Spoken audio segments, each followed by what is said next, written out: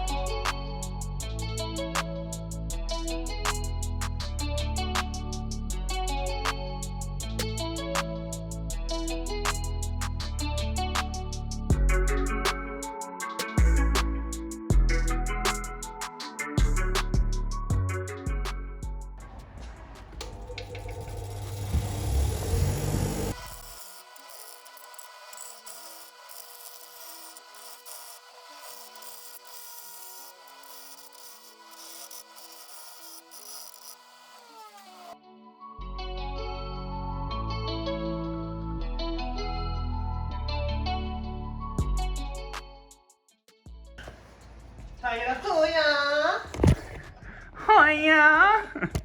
Okay, so this is where we'll be working. Fact for the day, this is an S14 subframe, so is this S14 upper camber arm.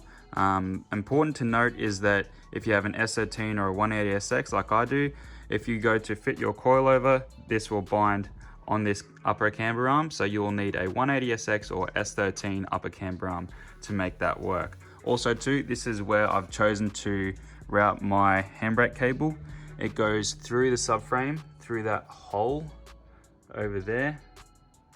I think it looks good, it's a good place to do it, and you know what, it might even be where they chose to route that from factories. Coming back to this S14 upper camber arm, I think I'll end up taking this off anyways because I need to replace it with a 180sx upper camber arm. Plus it also gives you more leverage around the back here because we need to put a bolt through there and be able to get to it. So let's start by taking that off.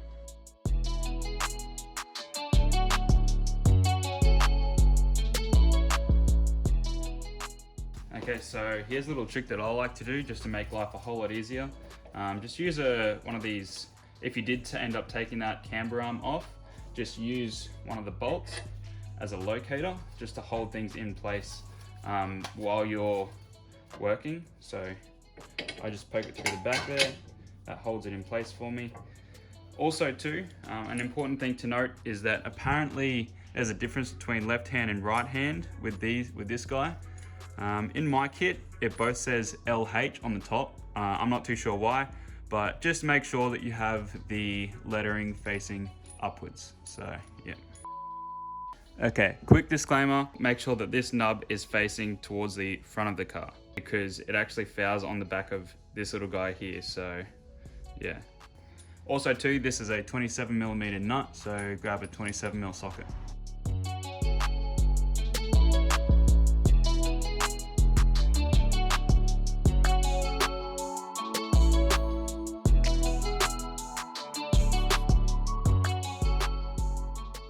This will want to spin as you tighten this back one up. Don't worry about it, you can adjust that later. See how by taking that camber arm off, you've got a lot more space to turn the ratchet. Gets it done twice as fast. Okay, next you'll want to find these three pieces here, which you'll all make as one little unit. So first off, you get that. You put it through there, like that. Then you have that. and now put the spring over the top. And there you go. You'll want to have a flat blade screwdriver ready as well. You don't need it straight away, but just have it nearby. So once you have that little guy there, you want to grab one of your brake shoes, the one that has the lever arm. Make sure that it is facing that way. So the lever arm is on the inside of this brake assembly. And if you've ever worked on a BMX bike, you'll end up seeing that the cable will sit in that, and some stuff happens and it pulls on that and expands the brake shoes. So let's go ahead and put that in with that other little unit that we just made.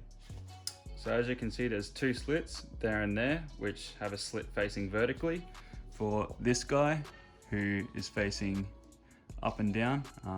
So when you go to put it in, make sure it's facing vertical. And you're going to want to put it through this middle one here.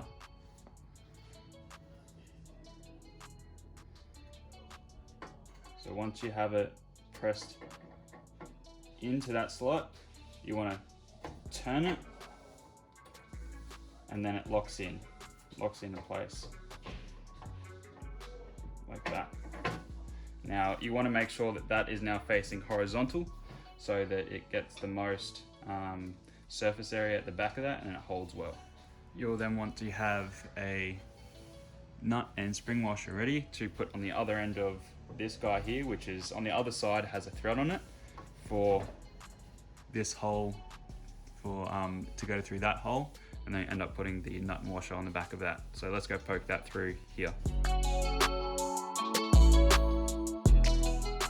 So once you have your handbrake cable attached to your handbrake lever, you want to compress this spring down so that it sits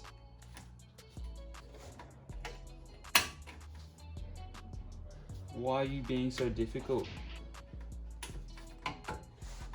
There you go. So as you can see, that spring is now twice the length. That's because I had the handbrake pulled. Don't do what I just did and have the handbrake pulled the whole time while you try to put that spring in. It makes your life twice as hard. So put the handbrake down, much easier to fit. We've got to assemble one more of these guys together, and then put this right hand brake shoe on the same way we put this left hand brake shoe on.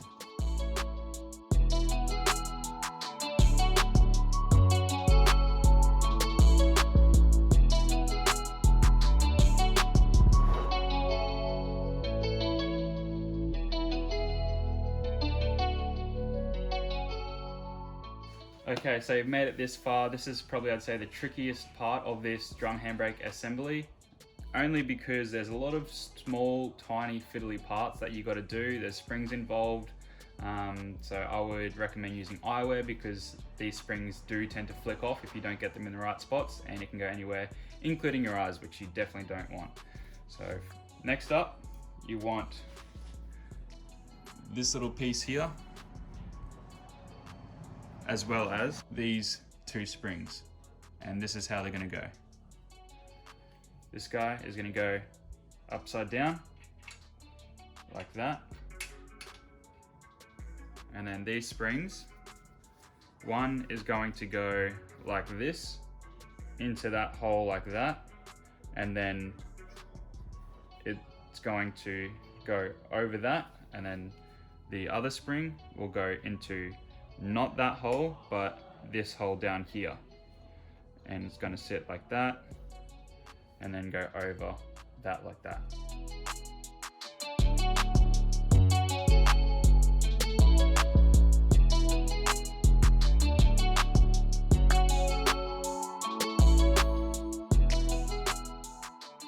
Next up, you'll want to grab this retainer and make sure that the spring is facing towards the front of the car and that this longer arm is facing towards the front, facing towards you.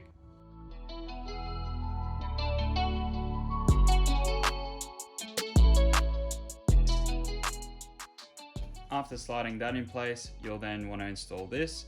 There's a non-threaded end and there is a threaded end, as you can see there.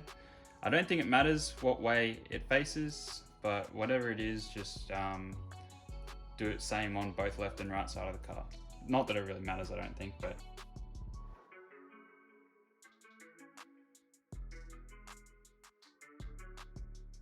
and then you'll find that there's one more spring left, which you'll then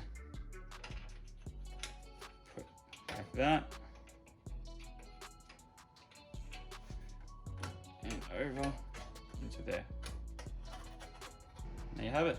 That's your R33 or Z32 drum handbrake assembly, all installed and functioning.